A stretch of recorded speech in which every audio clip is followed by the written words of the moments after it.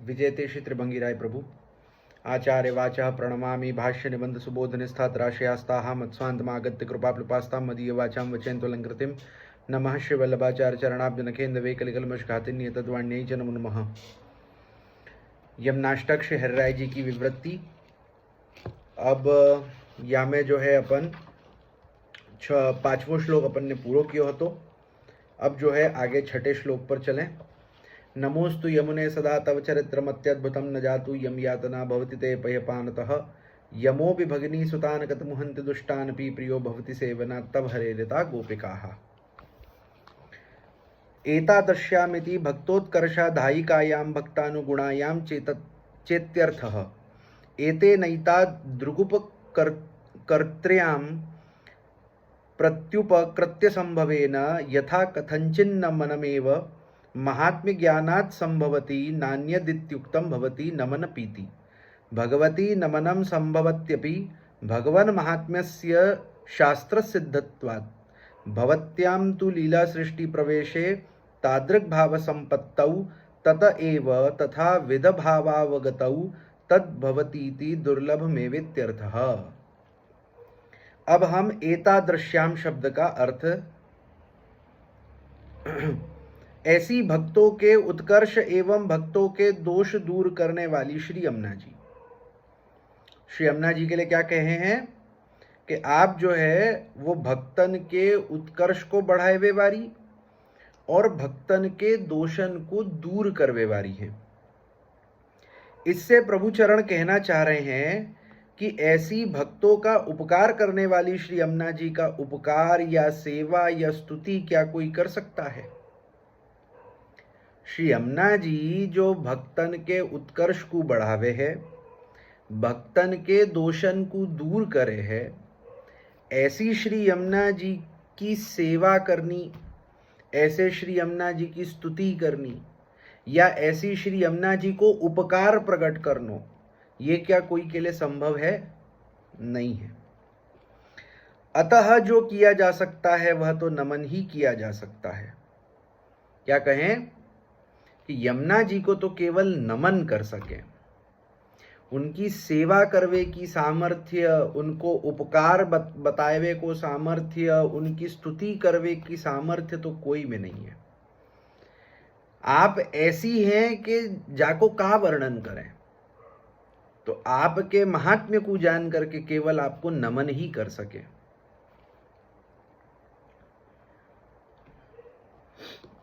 और वो नमन भी श्री यमुना जी का महात्म्य ज्ञान हो जाने के पश्चात ही संभव बन सकता है, अन्यथा नहीं। और क्या कहे हैं कि जो नमन है वो नमन भी तभी बन पाएगो जब महात्म्य ज्ञान की खबर होगी। अब यहाँ 5वें श्लोक ताई जो श्री यमुना जी के महात्म्य को ज्ञान अपन ने देखियो, जो ज्ञान अपने को प्राप्त भयो, श्री आचार्य चरण की कृपा सु, श्री गोसाई जी की कृपा सु, श्री हरिराय जी की कृपा सु, जो श्री यमुना जी के महात्म्य को ज्ञान अपने को भयो, तो वह महात्म्य ज्ञान को प्राप्त करवे के पश्चात ही जो है हम श्री यमुना जी को नमन कर पावेंगे। काहे कि जब ताई उनको महात्म्य नहीं खबर होएगो तब ताई नमन कैसे हो पाएगो। जाको महात्म्य खबर होए वाके सामने जो है अपन झुक जाएं कि आप इतने बड़े हैं, आपके सामने हम और का कर सकें और का कह सकें, हम तो केवल आपके आगे झुक सकें।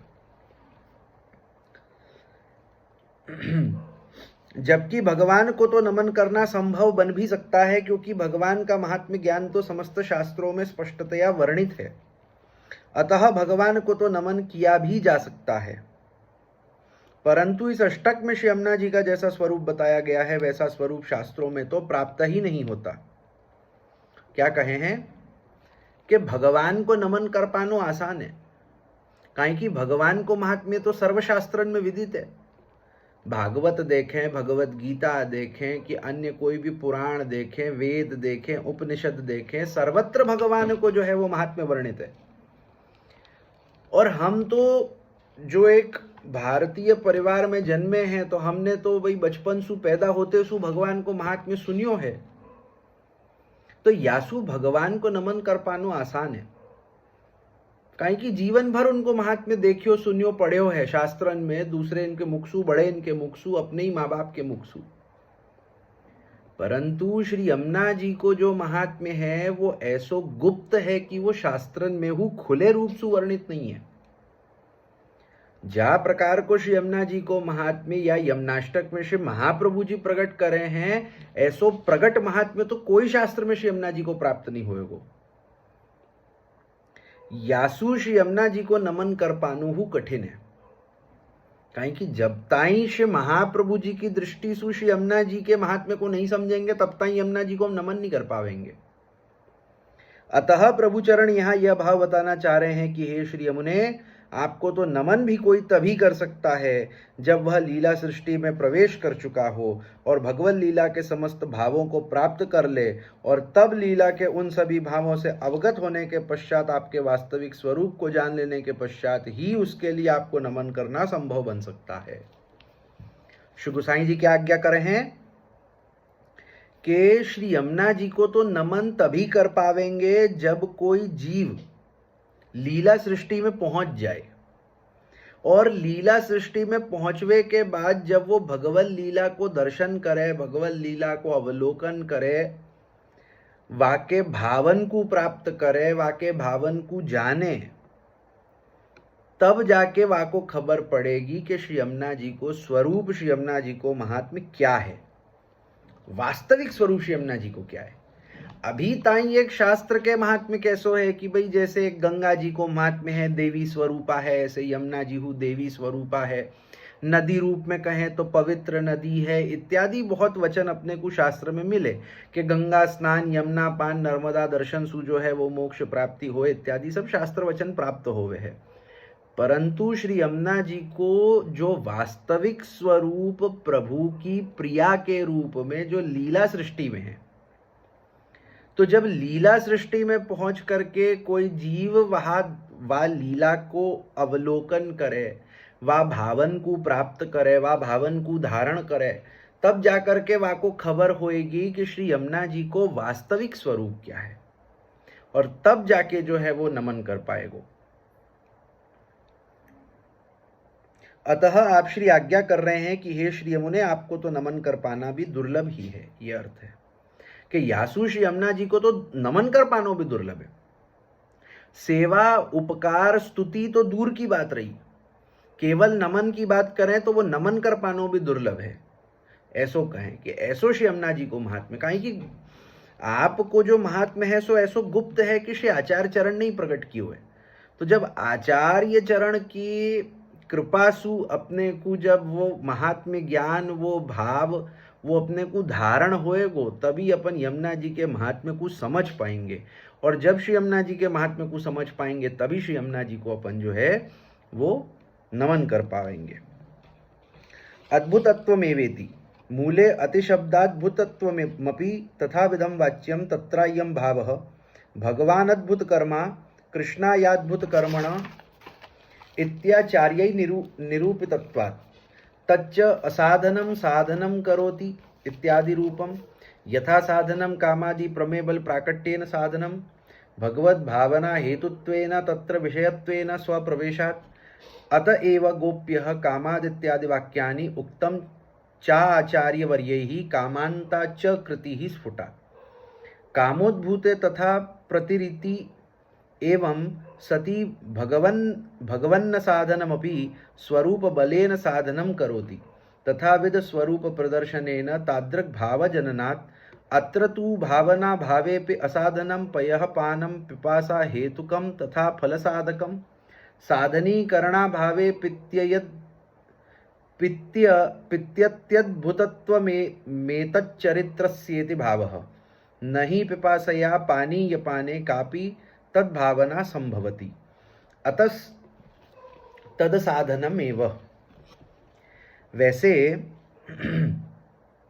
प्रभु चरणों ने अद्भुतत्वमेव कहा है, परंतु मूल श्लोक में अति अद्भुत कहा गया है, अतः प्रभु चरणों का भी तात्पर्य अति अद्भुतता से ही है। श्री यमुना जी के चरित्र को अति अद्भुत कहने का भाव ये है कि भगवान तो अद्भुत कर्मा यानी अद्भुत कर्म करने वाले है ही, जैसा कि आचार्य चरणों ने अद्भुत कर्म करने वाले कृष्ण को नमस्कार शास्त्रार्थ प्रकरण 1 इस कारिका में कहा भी है। क्या कह रहे हैं कि श्री यमुना जी को जो चरित्र है, श्री यमुना जी के जो भी चरित्र हैं वो अति अद्भुत हैं। अब अति अद्भुत है ऐसो क्यों कहे हो? तो कह रहे हैं कि भगवान जो हैं वो अद्भुत कर्मा है। शास्त्रार्थ प्रकरण के मंगलाचरण में श्री आचार्य चरण कहे हैं कि वहां मंगलाचरण में आप कहे हैं नमो भगवते तस्मै कृष्णा याद्भुत कर्मणे रूप नाम विभेदेन जगत क्रीडति यो यतः। तो श्री आचार्य चरण तहा भगवान को अद्भुत कर्मा ऐसो कहे हैं कि आप अद्भुत कर्म करवे वाले हैं, ऐसे श्री कृष्ण हैं। और इसके प्रकाश में भी आप श्री लिखा है भगवान की अद्भुतता यह है कि वे असाधन को भी साधन बना देते हैं। अब ये जो मंगलाचरण को श्लोक है तो वहां में जो भगवान की अद्भुतता कही है कि नमो भगवते तस्मै कृष्णा याद्भुत कर्मणे, कि कृष्ण कैसे हैं? अद्भुत कर्म करने वाले हैं। अब याकी जब टीका याको जब प्रकाश श्री आचार्य चरण ने लिखियो तो वहां में आपने कहो कि श्री कृष्ण अद्भुत कर्मा क्यों है, क्या कारण से उनको कहो कि आप अद्भुत कर्म करवे वाले हैं। तो वहां वाको विस्तार पूर्वक आपने लिखियो है कि भगवान की अद्भुतता ये है कि आप असाधन को भी साधन बना देवे हैं। कि कोई वस्तु असाधन है, माने कि जैसे कछु कोई भी वस्तु है, जैसे यहाँ भगवत प्राप्ति को साधन कहें कि भगवत प्राप्ति करवे के लिए कछु साधन करनो पड़े। अब वो साधन क्या हो सके? जैसे जप तप दान है, वाके बाद में यज्ञ है, कोई भी धर्म कार्य है इत्यादि। अपन कहे ना कि ये साधन है। क्या काय को साधन है? मोक्ष प्राप्ति को साधन है।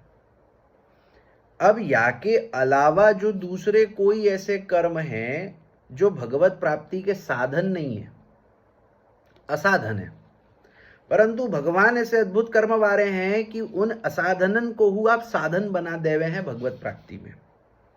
यानी कि काम क्रोध इत्यादि जो भगवत प्राप्ति में असाधन है यानी कि साधन नहीं है, उन्हें भी भगवान अपने प्रमेय बल से उनकी प्राप्ति के साधन बना देते हैं। कि जैसे हम कहे हैं कि काम क्रोध लोभ मोह मद मत्सर ये सब कैसो है? ये सब भगवत प्राप्ति में असाधन है। जाको भी काम क्रोध लोभ मोह मद मत्सर होएगो वो भगवत प्राप्ति के मार्ग पे नहीं चल पाएगो, भगवत प्राप्ति नहीं कर पाएगो। ये इन जनरल अपन शास्त्र में हु देखे हैं और अपन माने भी हैं यह बात को। परंतु भगवान ऐसे अद्भुत कर्म वाले हैं जो इन असाधन को हु साधन बना देवे हैं।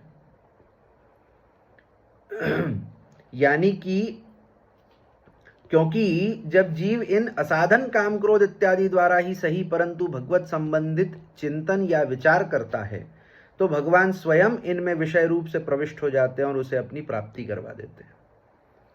तो क्या कहे हैं कि जब कोई जीव काम क्रोध लोभ मोह मद मत्सर कोई भी भावसु कोई भी तरीके सु भगवान को चिंतन करे, भगवान सुसंबंधित चिंतन करे, तो भगवान जो है स्वयं वा विषय में प्रवेश करके वाको अपनी प्राप्ति करा देवे।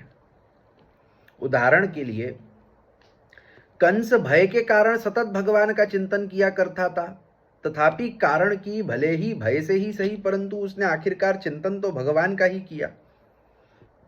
अतः भगवान ने इस दृष्टिकोण से उसकी मुक्ति कर दी। तो उदाहरण क्या देवे हैं कि जैसे कंस है, अब कंस भगवान को चिंतन तो दिन रात करतो, भय सु करतो कि वो मेरो काल है मोको मार देगो। वो डर के मारे वो भय सु जो है भगवान को जो है वो दिन रात चिंतन करतो, सोते जागते चिंतन करतो। और वह चिंतन सु क्या भयो कि भगवान ने वह भय रूपी असाधन को साधन बना करके वह कंस की मुक्ति कर दी। कंस जो है भगवान ने अपने हाथ से जो है वो कंस को उद्धार कियो है। यद्यपि भय वास्तव में भगवत प्राप्ति का साधन कभी नहीं बन सकता, परंतु भगवान तो अद्भुत कर्मा है, अतः उन्होंने असाधन को भी साधन बना दिया। ये अर्थ है कि भय तो कभी भी भगवत प्राप्ति को साधन नहीं बन सके ना। डर के कैसे भगवत प्राप्ति होगी? नहीं होगी।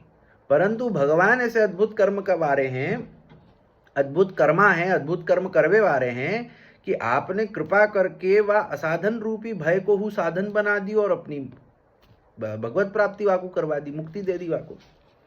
अतएव नारद जी ने युधिष्ठिर से कहा, गोपियों ने प्रेम के कारण, कंस ने भय से, शिशुपाल आदि ने द्वेष से, यदुवंशियों ने परिवार संबंध से, तुम लोगों ने स्नेह से और हम लोगों ने भक्ति से भगवान को प्राप्त किया है। भागवत 7:31 इत्यादि वाक्य प्राप्त होते हैं।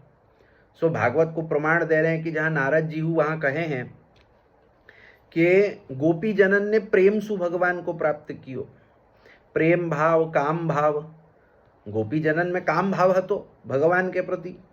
सो काम भाव हु असाधन है, काहे कि काम तो अपने को जो है वो भगवत प्राप्ति से दूर करे, परंतु गोपी जनन को जो काम भाव है तो वासु उनको भगवत प्राप्ति भई। भगवान ने कृपा करी, उनके काम भाव को हु साधन बना दियो। वाही प्रकार सु कंस ने भय सु, शिशुपाल इत्यादि जो हते उनने द्वेष सु, क्रोध करते, भगवान सु द्वेष रखते, परंतु वह द्वेष के चलते भगवान को चिंतन करते। सो भगवान ने वह द्वेष को हु साधन बना दियो, उनको अंगीकार कियो। वाही प्रकार सु जो यदुवंशी हते वो परिवार संबंध सु भगवत प्राप्त भय, कि उनने भगवान को अपने परिवार को सदस्य मान्यो। उनने भगवान को भगवान नहीं मान्यो, उनने भगवान को अपने परिवार को सदस्य मानो। मेरो भाई है, मेरो बेटा है, मेरो भांजा है, मेरो भतीजा है। तो वह परिवार संबंध को भगवान ने जो है वो भगवत प्राप्ति को साधन बना दियो। वाही प्रकार सु युधिष्ठिर इत्यादि जो पांडव हैं, इन लोगन ने जो है वो स्नेह सु, कि इनको भगवान के संग स्नेह तो काहे की हतो तो भाई ही तो हते भगवान इनके। सो फिर भी एक जैसे अर्जुन को अपन देखें तो अर्जुन को जो है एक सखा को संबंध है भगवान सु, एक स्नेह है।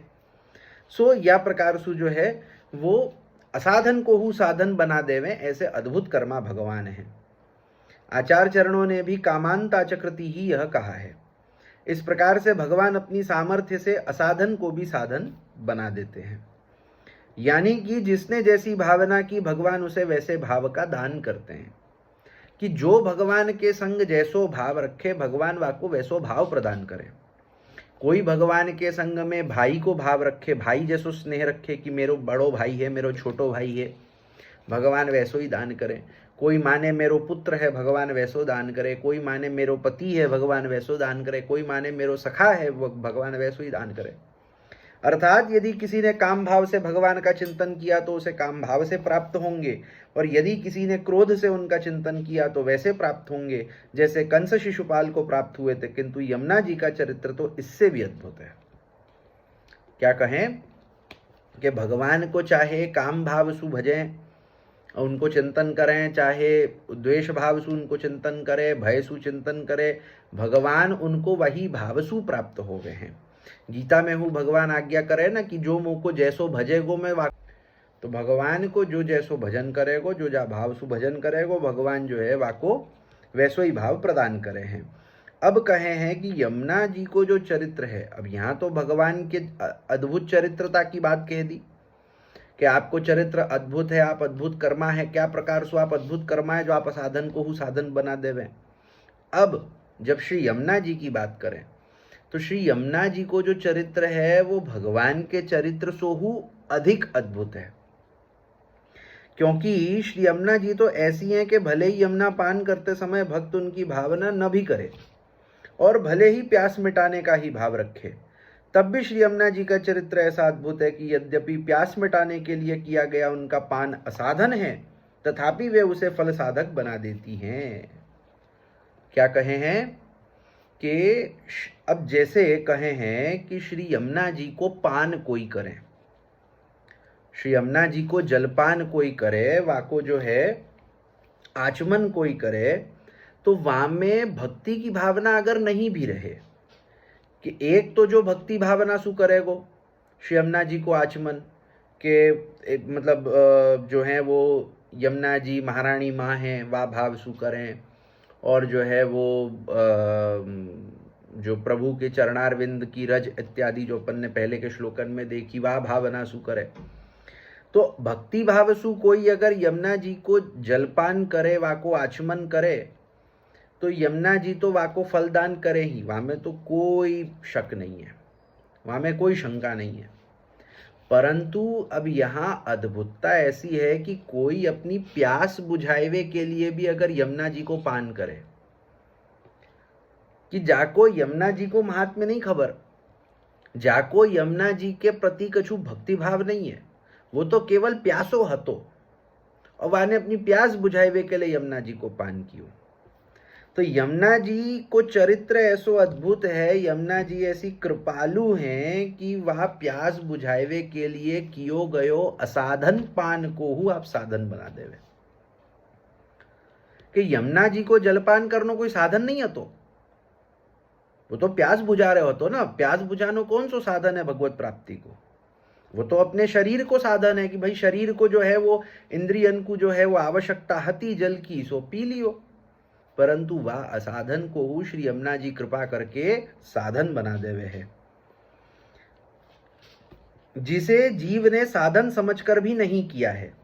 अतः श्री यमुना जी का ऐसा चरित्र तो अति अद्भुत ही है। यह भाव है कि जीव ने जब पान कियो तो वाने तो केवल प्यास बुझावे के लिए कियो हतो, परंतु श्री यमुना जी ने कृपा करके जो है वह प्यास बुझावे के लिए कियो गयो पान को हु साधन बना दियो, और वाको जो है वो भगवत प्राप्ति करा देवे हैं।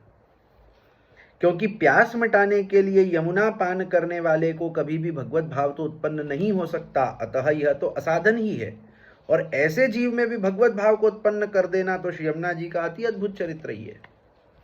क्या कहें कि भाई जो व्यक्ति प्यास बुझावे के लिए यमुना जी को पान कर रहे हो तो वहां में थोड़ी ना कछु भगवत भाव हतो, काहे कि भगवत भाव अगर हो तो प्यास बुझावे के लिए वो यमुना जी को पान नहीं करतो हो। तो भाई अगर वहां में भगवत भाव होतो तो वो यमुना जी के प्रति हुए एक भक्ति को भाव रखतो, परंतु जा में कोई प्रकार को भगवत भाव नहीं है, जो यमुना जी में कोई प्रकार को भक्ति भाव नहीं रखे है, वो केवल ये समझे है कि एक नदी है जहां में जल बह रहे है, मुंह को प्यास लगी है, मैं वह जल को पी लूंगा, मेरी प्यास बुझ जाएगी। या भावसु कियो गयो जो पान है।